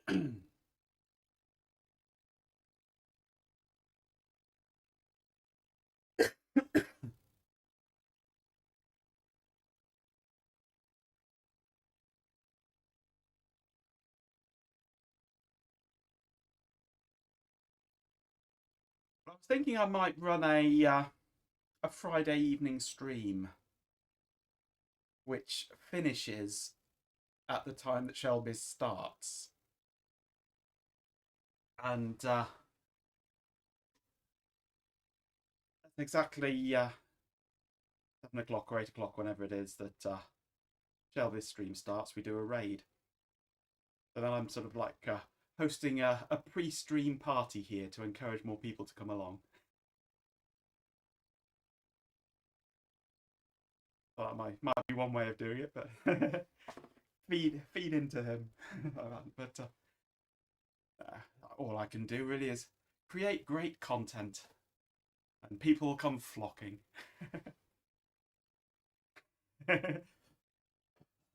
Brain's working. Ah,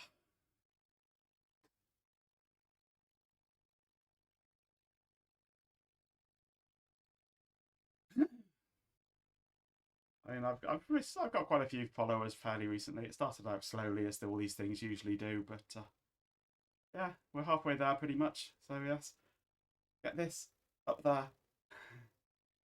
Come on, people, follow me, please. Then we can have cheering and things, and then I can do all sorts of fun things. The more the merrier. Let's have a party. But yeah, I've got an LED panel. I don't know if you're around when I mentioned this before, but I've got this home built LED panel that I knocked up with WS2812B LEDs ages ago. That I'm thinking I might stick on the bookcase behind me over here or something, and you can cheer like emotes and things to it.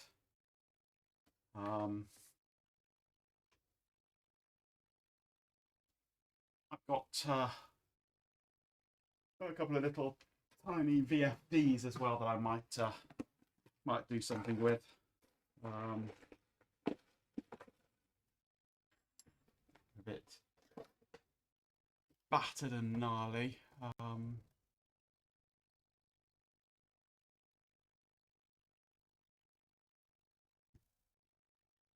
They're only 7-segment job is, but could be interesting to do something with that you can interface to. I've got a bag of those in my optoelectronics box.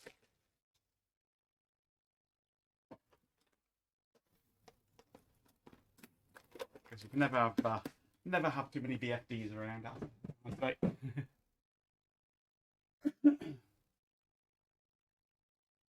But yeah, there's all sorts of things I could do. I mean, obviously, I can do. I haven't got any dual CPU boards, no. I used to have years ago a dual Pentium Pro 200 board, which was a lovely computer, but I mean that's decades ago now. I'd love to get something like that again, but you've seen the price of Pentium Pro on eBay? It's ridiculous cost now.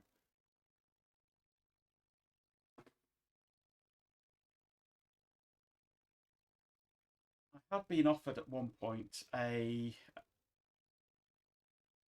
IBM X server which had 4 Pentium 3s in it, but I am, unfortunately, yes. So there's not a lot of stuff around. It's not like America where you've got all these big warehouses full of old computers and things. There's nothing here really. So it's hunting around on eBay and things, and it's expensive. So most of my stuff actually comes from recycle, as we call it, well, trash nothing, where people just give things away. So that's where I find most of my things from.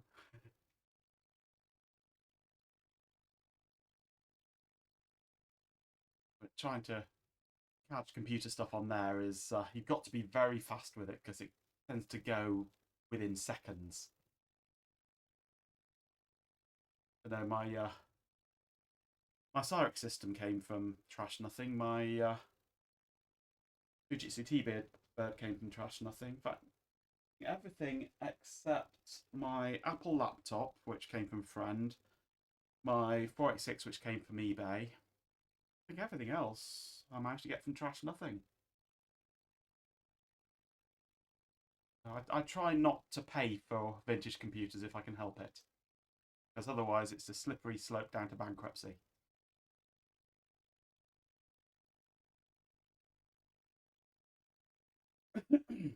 If I was your neighbour, Carrot House, I'd be American. And I don't want to be American. I could move to Greenland. That'd be quite nice. Yeah. No, Trash Nothing is a website. It's like, I don't know if you got something like Free Cycle, where basically you post online, I've got this rubbish that I don't want anymore. Does anybody want it? Come and get it. You get everything from chairs to half-used packets of babies' diapers, nappies, commodes, computers, printers. There's thousands of printers on there that nobody wants. It's basically a way of stopping things from going to e-waste or to the tip. I know a couple of systems I actually got from the tip. I actually nabbed them out of the skip there. So I suppose it's like Craigslist with no payments. Craigslist for free. But finding things on there, they're there one moment and then gone within seconds. So I've actually got a whole set of bookmarks set up on my web browser where it just opens up the whole lot of my regular searches in tabs, and I flick through them every half hour, look and see if something's appeared. In fact, it's time I looked again. Where are we? Trash nothing. Open all tabs. I search for floppy. Nothing for that. I search for printer. There's various printers there which are all junk. I search for network. There's nothing for that. I searched for Mac, there's nothing for that. PC, there's a PC workbench. Wow. Laptop, nothing there for that. Computer, just general term, there's various desks, chairs, no, nothing of any interest.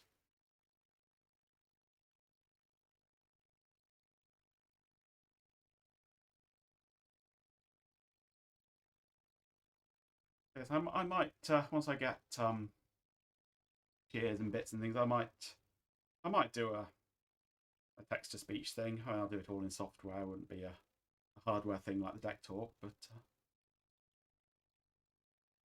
me. Oh, hey, there's an idea. I've got my Amiga 500 motherboard, and the Amiga has a built-in speech synth system.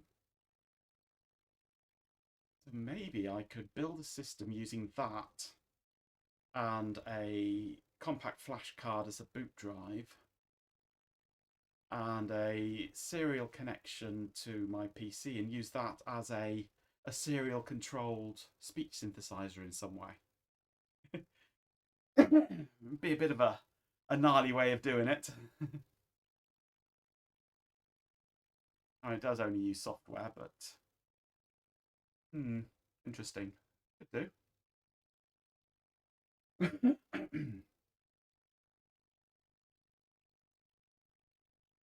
Or I might just use Festival or something. The easier way.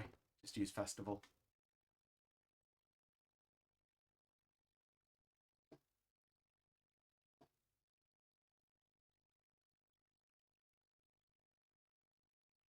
I need to do something with my Amiga board though. I'm going to go and get it.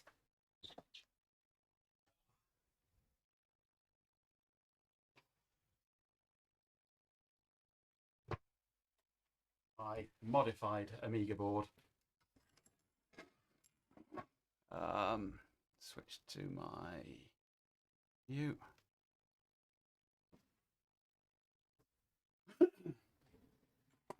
Oops.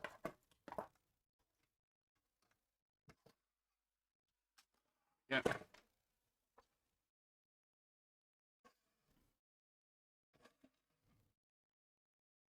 I really need to do something with this. It's been slightly modified. I've got it's all coming apart there. I've got my own make of Kickstart switcher. So I've got two different versions of Kickstart on there, which I can flick between with this switch. I do have a memory expansion card. It's in the cupboard as well. But I've also replaced the power on this as well. Back to here. Because normally you have a big chunky like square DIN plug with plus minus 12 volts, 5 volts in it, but I've replaced that whole section with my own little circuit board that just takes a 12-volt barrel jack and generates the 5 volts and the minus 12 volts for you from it, which is one thing that I've been meaning to sort of commercialise. I was really kind of annoyed because I designed that along with the Kickstart switcher board, and then a couple of days later my computer had a bit of a schizoid moment and decided to delete my home directory, and I lost the design files for that. Fortunately, I have a video where I show the design files, so I could recreate it again. But it's one that I really need to get around to remaking again. But it does have my all-time favourite voltage regulator on it. 5-volt regulator, you can't actually see, it's that small. It's let's get my tweezers.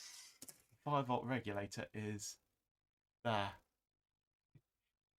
And that can deliver 3 amps at 5 volts. In a tiny little surface mount package.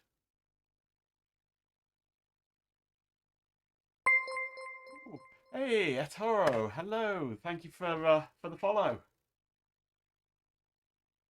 That's one closer to my goal.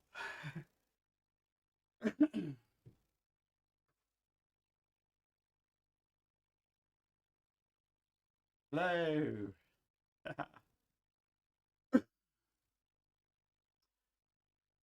Yes, I want to recreate that. I want to recreate my Kickstart switcher, and I've also got plans for a memory expansion and compact flash adapter board, which I sort of got working at one point. There's the bits of it, um, which I prototyped up. It worked, but it needs tidying up and creating a proper circuit board for it. But it needs to be put into a case. I did put it into a PC case once, which worked. But then I needed that PC case for something else. So I could do with I'd like to put it into a desktop case, so it's more like an Amiga 2000 then. I've just got to get hold of the right kind of case, so then I can have it more permanently set up. I also prototyped up using an ESP32 a PS2 keyboard and mouse interface. It's this plugs into the keyboard port. This plugs into the mouse port, and then it gives you a PS2 keyboard and mouse. Works beautifully most of the time. So, I picked the ESP32 just purely because the software support was there for the PS2 connectors on it, and I didn't have to bother writing my own library for it. But I would much rather use a PIC32 for that, or something like, or even better, a PIC16 or 18, something 8-bit. I really don't want to have any 32-bit processors in this system. It seems wrong having such powerful microcontrollers doing the jobs of logic in a system that's a 16-bit computer. So yeah, I need to get around to sorting all this out at some point. That's I will have that as topic of a stream at some point one day. I'll get around to sorting it out and getting it working better. Yeah, my voice is beginning to give out a bit now. I think I'm going to 9 o'clock here now, so I think I'm going to call it a night now. My voice is suffering a bit. Oh, I'll be glad to shake this cold off. Been a horrible, horrible experience. I'll never want to have another cold as long as I live.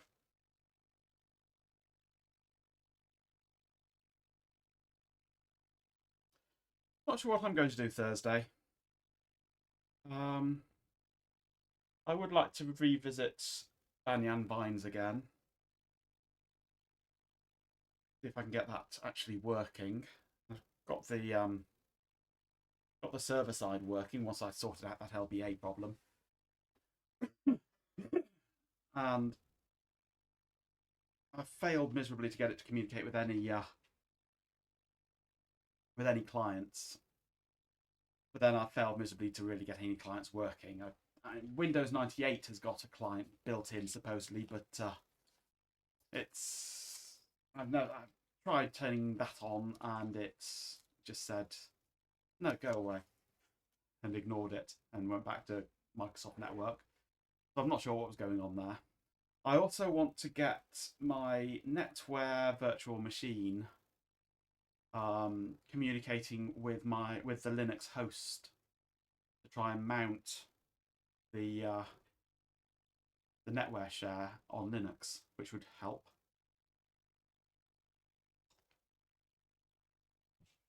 So would be nice to get that. I've been trying to get that going, but it just refused to admit that it even existed. So,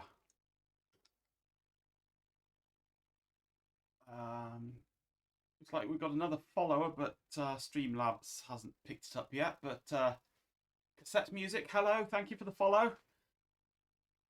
We're just winding it up here. So yeah, that's possibly what I might do on Thursday. Is trying to get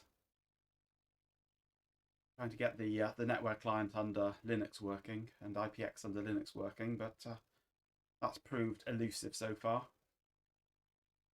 Or I might tinker with the old Amiga, perhaps, if that still even works. I don't know. I've not decided yet. We'll see how the mood takes me on Thursday. I mean, something might come up between now and then, and I'll do something completely different. So, yeah, right. Let's wrap this up now then. Yeah. So that was a fun stream today. We achieved our goals pretty easily today, which is very unusual for me. Normally it's a whole stream of struggling with things and then giving up. But it's made a nice change to have everything working that I wanted to do within an hour, even. Not even an hour, half an hour. Getting the old postcard working and displaying what I wanted it to display. I will put the code that I wrote for this up on GitHub along with the compiled version if anybody wants to play with it. It's only about 10 lines of C. But yeah, I'll publish that on GitHub. So yes, well, thank you for joining me on this little escapade. You might want to follow me for those that haven't followed me. It's been a great stream for followers this time. Yeah, follow me and you'll be notified when I'm next streaming, which should be Thursday, 7 o'clock British time. I'm also on YouTube, jacob.co.uk/y. Might want to join Patreon, then you'll get your name listed in this scrolly bit down the bottom here. And of course there's the Discord server as well. I also frequent Shelby's Tech Tangents as well. I'll give him a nice plug because I'm a nice guy. I plug my rivals. And of course Carrot House, one of my favourite followers, he's got his own YouTube channel with some brilliant videos. You might want to go swing by his channel to... You want to give a quick plug to your channel, Carrot House? And he's got some brilliant videos of old computers on there.